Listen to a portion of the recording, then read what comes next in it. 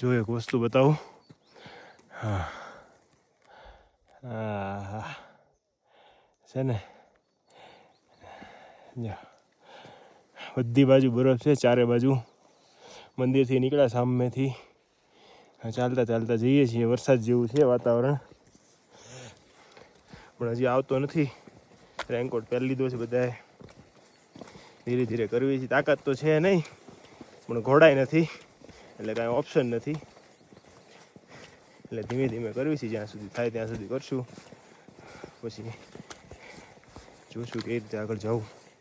Night stay કદાચ લૂંટી બુગ્યાલમાં કરવો પડશે એવું લાગે છે જોતાં.